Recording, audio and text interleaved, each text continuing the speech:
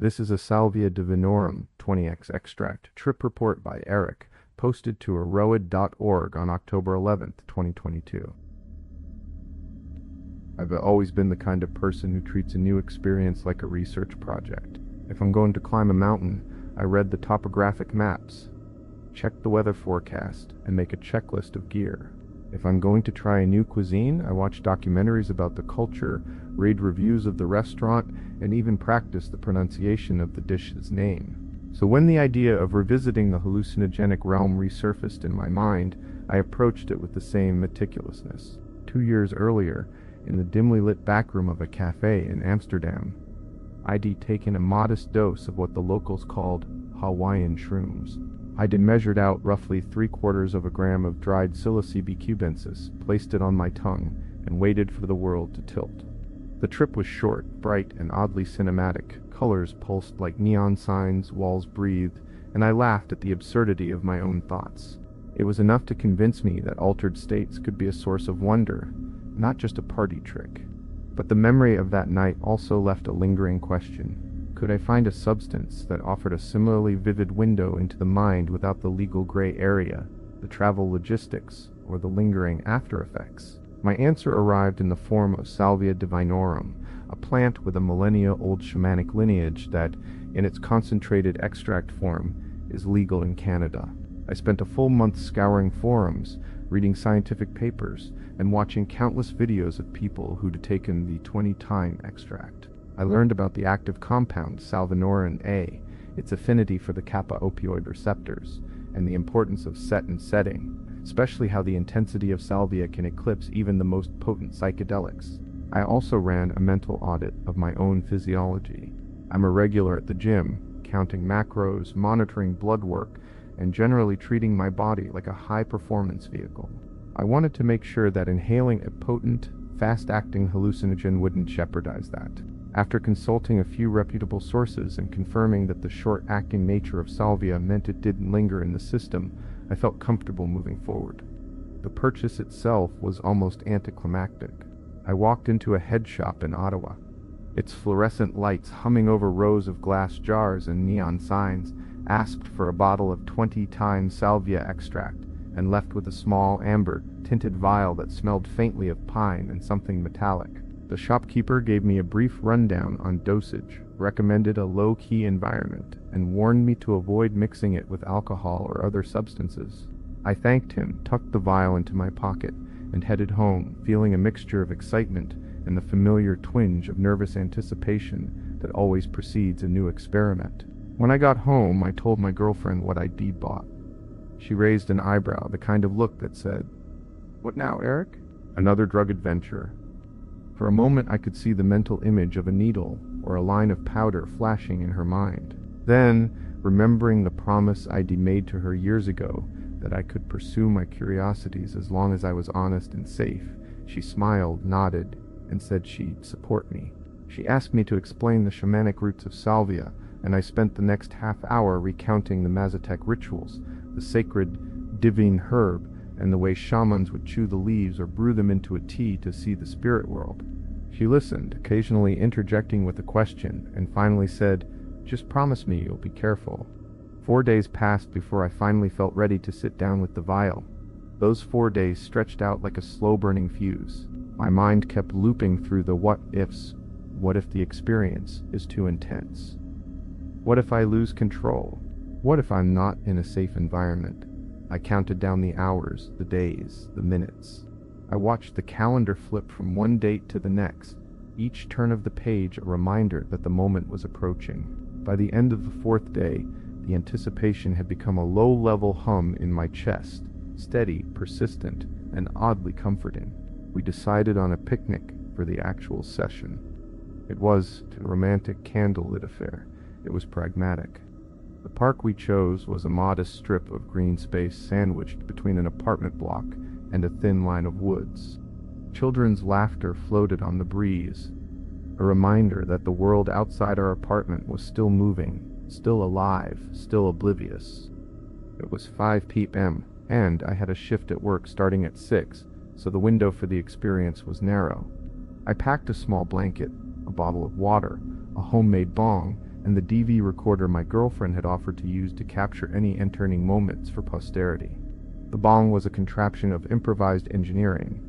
A plastic soda bottle cut in half, a pen tube for a mouthpiece, a funnel from an old liquor flask as the bowl, and a tiny metal disc salvaged from a faucet display as a makeshift filter.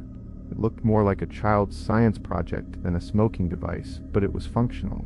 I had practiced the inhalation technique on a few low-dose trials with nicotine and weed, just to get the rhythm down.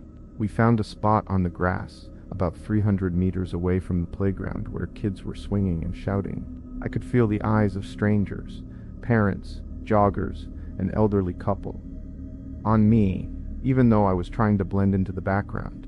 The legal status of smoking anything in a public park was a gray area, and I didn't want to draw attention. I waited for a lull, for the occasional passerby to move out of sight, before I took the first puff. The first draw was tentative. I lifted the makeshift bowl, inhaled, held the vapor for about 20 seconds, and exhaled slowly. A faint taste of pine and metal lingered on my tongue. My right arm twitched, a small spasm reminiscent of the mild jitters I sometimes get after a strong hit of weed.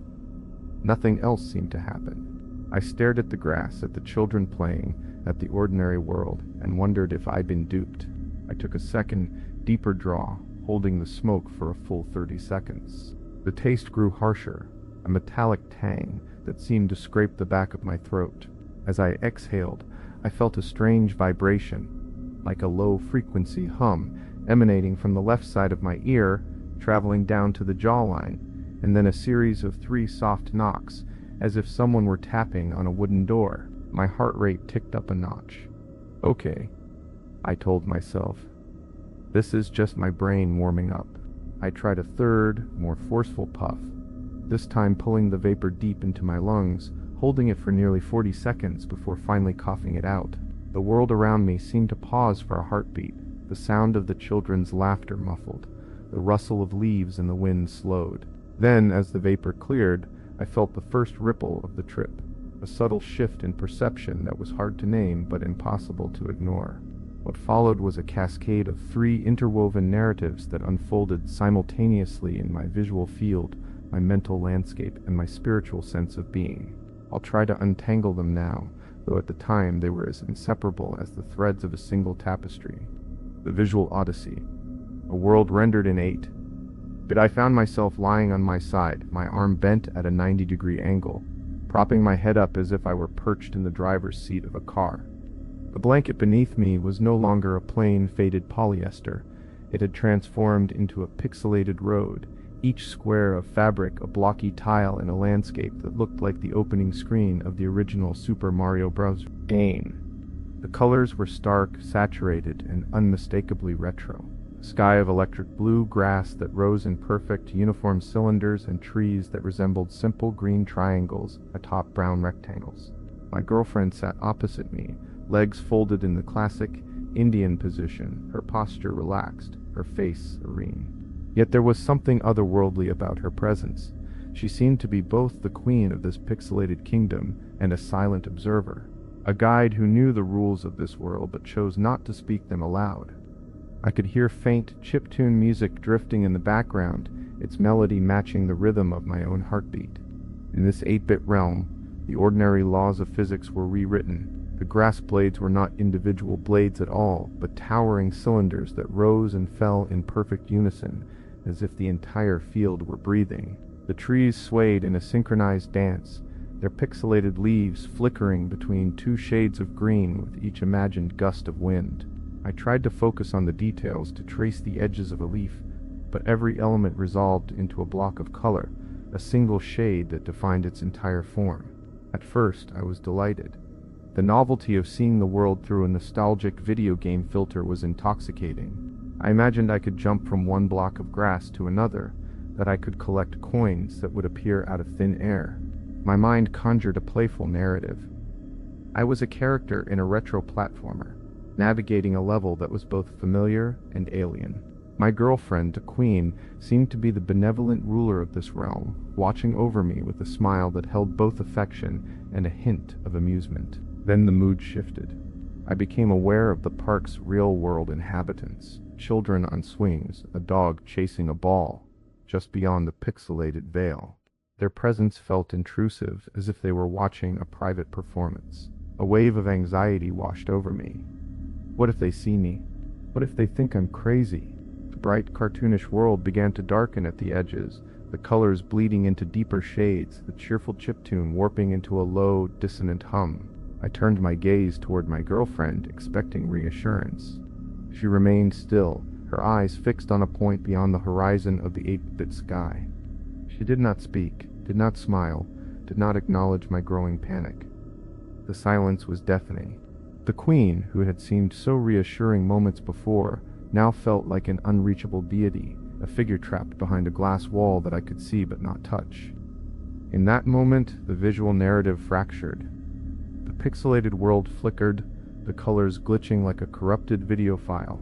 The grass turned into static, the trees dissolved into noise, and the sky cracked open, revealing a void of deep blackness punctuated by distant flickering stars. The sense of being in a game gave way to the feeling of being inside a broken television set, each channel fighting for dominance. The mental puzzle, pieces missing, pieces found parallel to the visual cascade. My mind was constructing a puzzle, a massive, sprawling jigsaw of 1,000 pieces.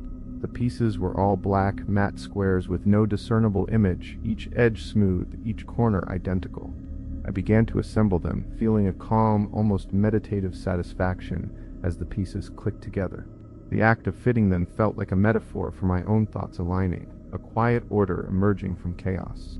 I was content, immersed in the process, unaware of the looming disruption. Then, as the visual world destabilized, the mental puzzle shifted.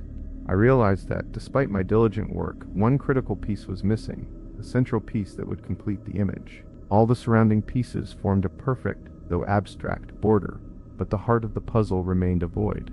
The missing piece was not just any piece. It was the only one that bore any color, a faint outline of a leaf, a shape that hinted at a larger picture. Frustration surged. I searched the mental floor of the puzzle, turning each piece over, feeling the smooth surface under my mental fingertips, trying to locate the elusive square.